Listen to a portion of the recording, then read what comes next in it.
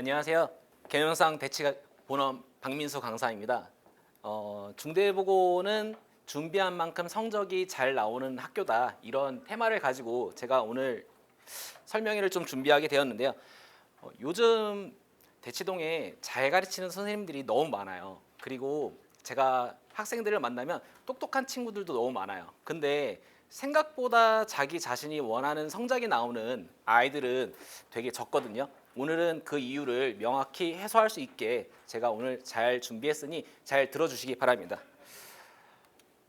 오늘 들으신 내용은 이제 인터넷으로 검색할 수가 없습니다. 학교별 시험 구조는 현장에서 직접 경험한 강사만 이렇게 말씀을 드릴 수가 있고, 사실 이제 이렇게 제가 공개된 장소에서는 이제 아까 부익쌤 말씀하신 것처럼 좀 비방용이라고 하나요? 말씀드릴 수 없는 게 많이 있는데 나중에 이제 개별적으로 말씀드릴 때는 진짜 적나라하게 말씀드릴 수 있으니 많이 찾아와 주셨으면 좋겠고요.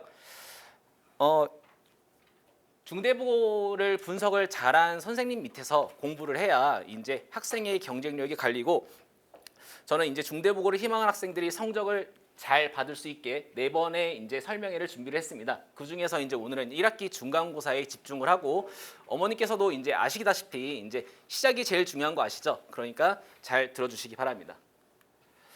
일단 제가 오늘 설명한 내용들은 이제 다음과 같은 목차를 가지고 있습니다. 일단 중대보고를 알아보고, 중대보고 내신이 어땠는지 한번 또 살펴보고, 내신 1등급 전략과 그리고 이제 저만의 이제 수업 방식에 대해 말씀드리도록 하겠습니다. 간단하게 이제 중대보고에 대해서 말씀을 드리면은, 일단 이제 어머니들이 생각하시는 것과 다르게 중대보고는 공부에 집중할 수 있는 환경이 잘 조성된 학교예요. 특히 이제 남학생과 여학생 자녀를 둔 어머니들은 이제 남녀 공학을 가면은 이제 학생들이 연애도 많이 하고, 이제 그 연애가 이제 공부에 방해가 많이 되지 않을까 이렇게 걱정을 하시는데, 제가 중대보고 친구들한테 물어봤어요. 야, 너네 반에 실제로 연애를 많이 하니? 물어봤더니 그 연애를 하는 친구들이 그렇게 많지가 않아요. 그 이유는 이제 일단 중대보고는 남녀 분반으로 수업이 되고, 그 대신 이제 선택 과목 같은 경우는 이제 2학년이 되면 이제 같이 수업을 하긴 하거든요. 그리고 동아리도 같이 하긴 하는데, 근데 선생님들이 연애하는 걸 싫어해요. 그래서 남녀가 붙어 있다 쉬는 시간에, 그럼 선생님들이 따라가서 경고를 준대요. 그것처럼 이제 생활 지도가 좀 잘 되어 있는 학교고, 그리고 중대보고에서 제가 제일 마음에 들었던 거는 요즘 친구들이 핸드폰을 너무 많이 하잖아요, 어머니. 제가 수업을 가르치다 보다도 쉬는 시간에 수업이 우리 딱 10분만 쉬었다 하자 이렇게 하면 저는 이제 눈 감고 명상을 하거나, 아니면 이제 저 같은 경우는 이제 고등학교 때 그날 배웠던 내용을 머릿속으로 복습을 하거나 이렇게 했었거든요. 그래서 야, 제발 쉬는 시간 때 핸드폰 하지 말고 좀 그냥 차라리 그냥 자라고, 또는 머릿속으로 좀 복습을 하라고 이렇게 얘기를 하는데 절대 말을 듣지 않거든요. 근데 중대보고는 아침에 딱 등교하자마자 핸드폰을 걷어요. 그러다 보니까 하루 종일 이제 핸드폰과 좀 떨어져 있는 생활을 하다 보니, 제가 봤을 때는 대치동에 있는 학교들 중에서 이제 공부할 수 있는 환경을 잘 만들 수 있는 학교가 아닌가 싶다고 생각을 합니다. 자, 그리고 이제 두 번째 또 장점이 있는데, 두 번째 장점은 이제 학교 선생님이 거짓말을 하지 않아요. 이게 거짓말을 하지 않는다는 얘기가 어떤 뜻이냐면은, 이게 가만히 이제 대치동에서 저도 이제 연합반을 하고 있으니까 수업 시간에 선생님이 어떤 내용 강조했니 이렇게 물어봤을 때 선생님이 이 내용을 강조했어 이렇게 했는데 막상 시험을 보면 그 문제가 안 나와요. 근데 중대보고는 학교 선생님이 강조한 내용이 대부분 문제로 출제가 되고, 그리고 진짜 내신다고 한 문제는 진짜 나와요. 그러니까 학생이 공부하기에 딱 좋죠. 그리고 그 대신 이제 전제 조건은 수업 시간에 딴짓을 하면 안 돼요. 수업에 집중을 하는 친구가 등급을 잘 받을 수 있는 학교가 중대보고라고 생각할 수 있습니다. 근데 이거는 어머니들이 오해하시면 안 되는 게, 이게 수학 내용이 아닙니다. 이거는 타과목이에요. 그리고 아까 숙명여고 선생님께서 이제 숙명여고로 와라 이렇게 강조를 하셨는데, 저는 이제 살짝 숙명여고를 디스를 하면은, 숙명여고는 영어가 어려워요. 영어가 어려운데 중대보고는 영어가 대치동에서 제일 쉽다고 합니다. 물론 저는 잘 모르는데 제 학생이 그렇게 얘기를 했어요. 그러니까 중대보고를 가서 타과목 같은 경우도 공부하기에 그렇게 어렵지 않다, 이렇게 기억을 하시면 좋을 것 같습니다. 이제 본격적으로 이제 2025년 중대보고 1학기 중간고사에 대해 이제 분석을 한번 해보도록 할게요. 중간고사는 일단 이제 저기 범위는 뭐 다항식부터 이참수였고, 그다음에 이제 저 출제 비율에 좀 집중을 해주시겠어요? 저 출제 비율을 보시면은 부교재가 78%, 그리고 교과서가 22%죠. 둘이 합치면 얼마죠?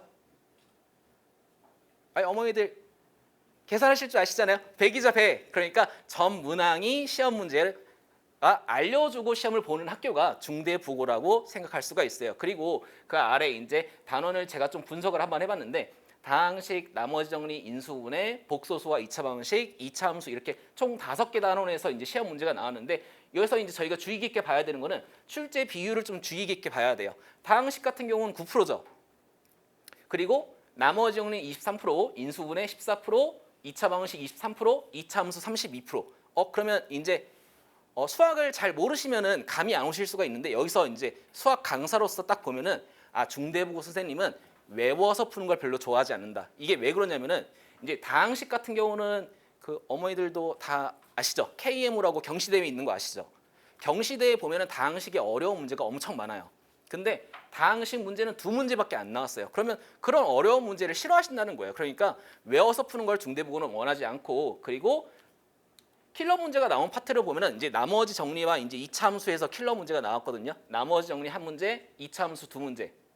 그러면은 이제 킬러 문제가 총 3문제가 나왔다고 볼 수가 있는데 저것도 다 중요한 단원이에요. 그러니까 중대부고 선생님들이 제가 봤을 때는 되게 착하셔요. 학생들이 올바르게 공부를 하고 그다음에 올바르게 공부를 하면 성적이 잘 나올 수 있게 만드는 학교가 중대부고라고 생각을 합니다.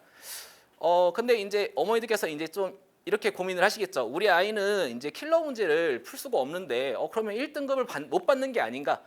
다행히 중대부고는 그렇게 수학을 잘하는 친구들이 많이 오는 학교가 아닌 것 같아요. 저기 1등급 컷 보시면 1등급 컷이 80점이죠.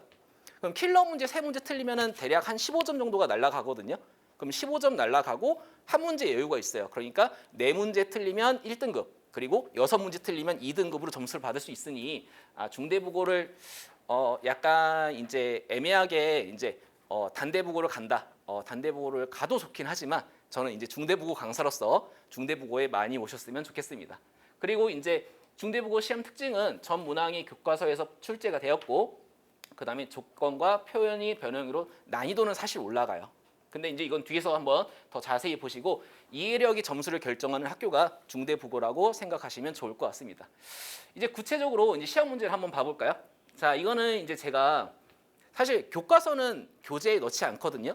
근데 이제 직보 날에, 그러니까 시험 전날에 어떤 친구가 선생님이 수업 시간에 이걸 엄청나게 강조했어요 이렇게 얘기해가지고 제가 직보 날에 문제를 준비를 해서 파이널 교재에 넣었더니 다음날 그대로 나와서 이제 그 친구가 다행히 잘 맞을 수 있었다고. 그러니까 교과서도 꼼꼼히 봐야 된다는 얘기예요. 저기 보시면 창의어 프로젝트라고 있죠. 저거는 교과서 맨 뒤에 있는 내용이거든요. 그래서 맨 뒤까지 꼼꼼히 잘 봐야 점수를 잘 받을 수 있다. 그리고 이 문제가 3번이었는데 의외로 틀린 친구들이 많아요. 의외로 틀린 친구들이 많기 때문에 교과서도 유심히 봐야 된다. 그리고 이거는 이제 부교재에 있어서 이제 제 교재에 넣었던 문제들을 이제 쭈루룩 킬러만 볼 건데요. 킬러 문제가 왼쪽이 원본 문제고 오른쪽이 출제된 문제. 한번 잠깐 비교 한번 해보시겠어요? 어느 부분이 다른지 보이시나요? 이거는 이제 수학을 몰라도 이제 그냥 모양만 보시면 알 수가 있어요. 지금 보시면 이제 가 조건과 이제 물어보는 것만 살짝 바뀌었죠. 근데 이제 이거를 실제 문제를 풀어보시면 가 조건이 저렇게 생겼으면은 이게 문제풀이가 길어져요. 오히려 중대부고 선생님은 시험에 출제를 했을 때 가 조건을 저렇게 바꾸면 케이스가 줄어들거든요. 그래서 학생들이 이 문제는 좀 제발 풀어라. 어렵지만 제발 풀어봐라. 이렇게 내주신 문제고 그 다음에 이 문제는 이제 16번 다음 17번 문제인데 이거는 딱 봐도 아시겠죠? 똑같죠? 정말 똑같잖아요. 그림도 똑같고 원이 들어가 있고 부채꼴이 있고 삼각형이 있다. 근데 실제로 문제를 풀어보시면은 이 문제는 풀이 과정이 완전히 달라요. 그 얘기는 이제 외워서 풀면 절대로 맞을 수 없는 문제다. 그래서 이 부분이 이제 똑같았었고 그 다음에 이게 이제 중대부고 시험에서 완전 킬러라고 나온 문제인데 이 문제 보시면 이제 학생도 그렇지만 아마 어머니들도 막막하실 거예요. 이게 왜 국어 시험도 아닌데 왜 이렇게 길게 나와 이렇게 얘기하실 수 있는데 근데 사실 이 문제는 제일 어렵고 계산이 많이 요구되기는 하지만 이게 한 번만 끝까지 차분히 풀어보면은 바뀐 게 없어요. 바뀐 게 똑같거든요. 숫자만 바뀐 문제라 학생들이 포기하지 않으면 맞을 수 있는 문제가 중대국어 완전 킬러 문제였다고 보시면 될 것 같아요. 그래서 이제 이 다음 슬라이드는 이제 제가 수업 시간 때 어떻게 공부하는지를 이제 그냥 살짝만 소개시켜 드리는 슬라이드인데, 수업 시간 때는 이렇게 공부를 해요. 이제 부교재 문제 중에서 제가 부교재 문제가, 근데 잠깐 여기서 옆길로 새서 말씀을 드리면, 어머니들께서 중대부를 갔는데 성적이 안 나온다고 또 학생들을 뭐라고 하시면 안 되는 게, 부교재 문제가 한 번 시험 볼 때마다 한 150문제 정도 되거든요. 그럼 그 150문제를 어떻게 다 외워요? 어떻게 다 이해를 하고? 그러니까 그건 좀 이해를 해주시고, 저 같은 경우도 부교재 문제를 뭐 다 풀리려고 노력은 하는데 수업 시간에 다루는 문제는 그 중에서 좀 어려운 것만 제가 교재에 넣어놓고 수업을 하고 있는데, 잠시만요. 제가 원본 문제였군요.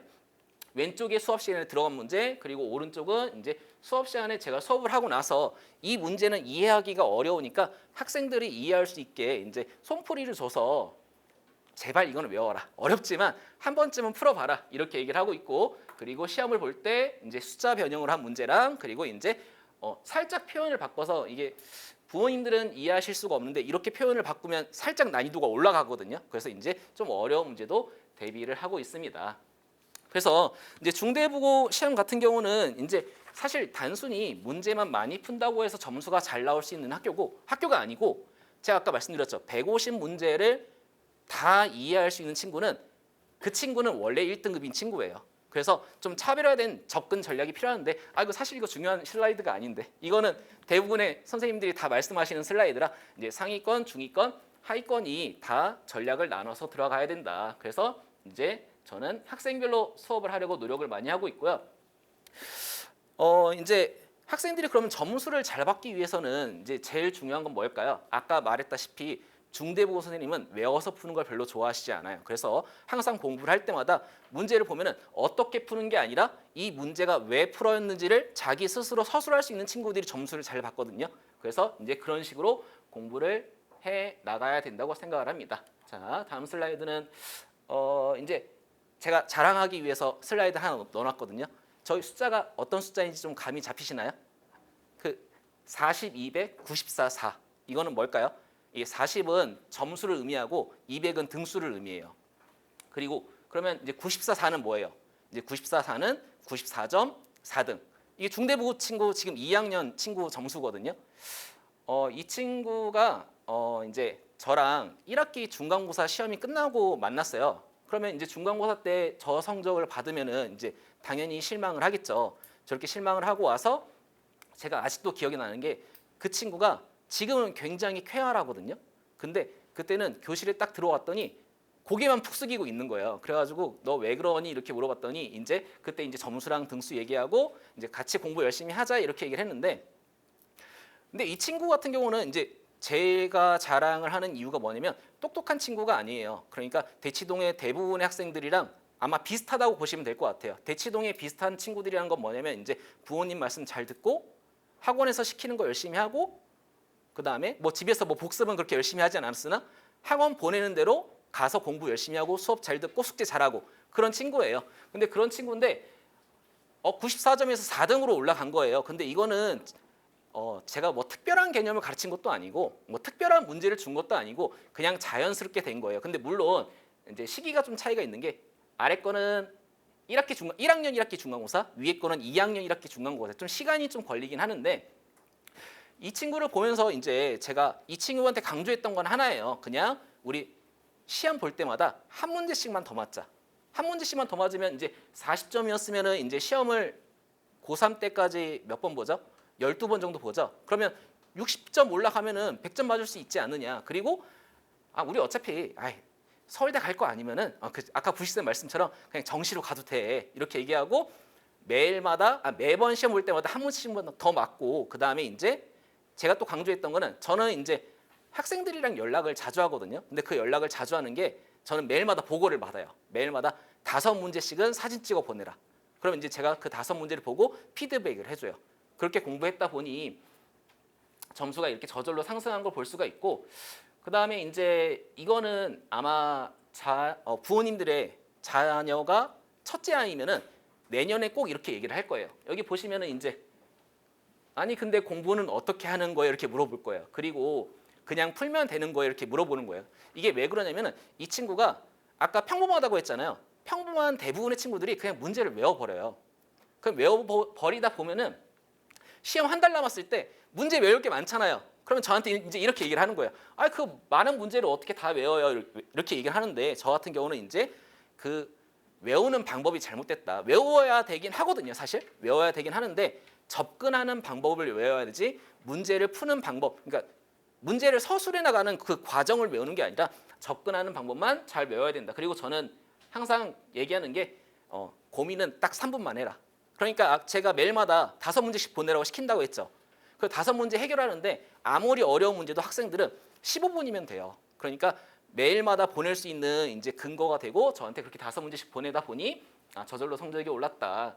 그리고 이 다음 슬라이드는 이게 이제 아마 제가 기억하기로는 2학기 기말고사였던 것 같아요. 이때 점수가 좀 살짝 올랐어요. 2학기 중간고사 때 40점에서 65점까지 올라갔어요. 그랬더니 이제 제가 이제 어려운 문제를 시키는 거죠. 이제 이거 어려운 문제도 해야 돼. 이거 해야 된다. 그랬더니 이제 한 달 정도 남았을 때 심한 문제를 푸는 게 25일 만에 가능하냐? 그랬더니 이제 저는 이제 학생한테 이런 문제를 도전하지 않으면은 너가 2학년 때 올라가서 너가 성적이 올라갈 수 있는 그 힘이 뒷받침이 되지 않는다 이렇게 얘기를 했고 이 시험 지나서 2학기 중간고사 때 이제 94점을 맞게 된 거예요.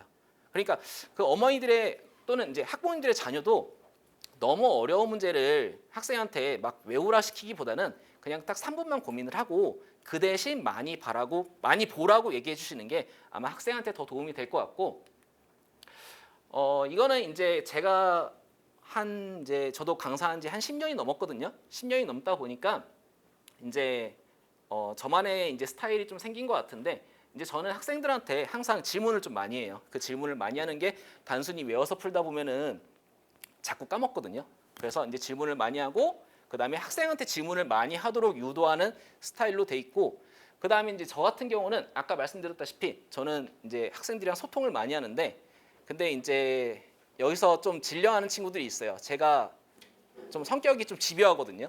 그 집요한 거에 좀 일화를 좀 간단히 말씀을 드리면 제가 이제 실제 고3 때 친구들이 나중에 이제 대학교 가서 만났더니 너가 이렇게 말을 많이 하는 친구인지 몰랐다고. 왜냐면 이제 고3 때 저는 딱 공부를 해야 된다고 생각을 해서 공부를 할 때 하루에 말을 하는 것도 에너지를 쓴다고 생각을 해서 저는 쉬는 시간 때도 말을 하지 않았어요. 그래서 그렇게 1년을 보낸 거예요. 고3 1년을. 그랬더니 이제 고3 친구들은 당연히 이제 저랑 대화한 적이 없죠. 이제 그것처럼 저는 이렇게 집요한데 그럼 학생들이 5문제를 안 보냈어요. 저는 해야 되는 건 무조건 해야 되거든요. 그럼 어떻게 할까요? 그러면 이제 할 때까지 전화를 해요. 매일마다.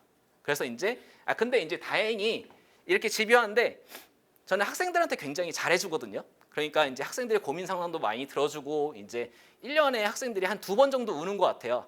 한 2명 정도 울어요. 그 우는 이유가 뭘까요? 성적 때문에 울까요? 아니에요. 그 뭐 때문에 울까요? 여자친구한테 차였어. 남자애를 좋아하는데 어떻게 접근하면 좋을까 이런 얘기를 해요. 저한테도 이제 그런 얘기를 하다 보니 이제 그런 식으로 이제 소통을 많이 하다 보면은 이제 학생이랑 친해지고 그 대신 이제 그렇게 친해졌을 때 제가 학생한테 이건 무조건 해야 돼라고 얘기를 하면 그 말을 잘 듣기 때문에 아마 학생들이 대부분이 성적이 좀 잘 올라가는 것 같습니다. 자, 이 슬라이드는 이제 이거는 아까 그 친구 있잖아요. 4등 한 친구. 그 친구가 너 왜 학원 옮겼어 물어봤을 때 그러면 옮기기 전과 옮긴 후에 선생님의 차이점이 뭐야 이렇게 물어봤을 때를 좀 정리한 거거든요. 학생별을 수준별로 맞춰서 수업을 해주시고 학생 성장을 유도를 하고 저는 절대로 어려운 문제를 풀 수 없는 문제를 던지지 않아요. 너가 이건 풀 수 있으니까 도전해야 된다. 그리고 매일마다 5문제 제출해야 되고 매일마다 보고를 해야 되고 그리고 저는 학생들이랑 얘기하는 걸 좋아합니다. 근데 딴소리하는 건 좋아하지 않고요. 수학 질문만 좋아합니다. 그래서 이제 여기서 보시면 아마 대치동의 대부분 선생님들이 잘 가르치세요. 잘 가르치시는데 거기서 이제 저만의 이제 강점을 내세운다고 하면은 저는 이제 그만큼 학생들한테 신경을 많이 쓰고 있고 학생들한테 다가가려 노력을 하고 학생을 위해 진심인 선생님이라고 볼 수 있습니다. 이거는 이제 제가 12월에 개강하는 반이거든요. 12월에 이제 대수 기본 실력과 공수투 기본 실력 그리고 저 수픽은 이제 모의고사 문제 위주로 구성이 돼 있고 매스 스토리는 이제 이거는 사실 겨울방학 때 할 건 아니고 이제 제가 학기 중에 쓰는 교재, 학기 중에 저는 수학이 이야기처럼 흐르는 수업을 좋아하거든요. 그래서 테마별로 소화하는 수업 그리고 그거에 연습하는 워크북으로 구성되어 있는 교재를 가지고 아마 겨울방학 때 예비고일 친구들 같이 공부하고 아마 겨울방학 특강으로는 공통수학 원심화를 같이 공부할 것 같습니다. 근데 이제 제가 학부모님들한테 하나 말씀드리고 싶은 거는 모든 아이들이 성장할 수 있는 좀 잠재력을 좀 많이 가지고 있어요.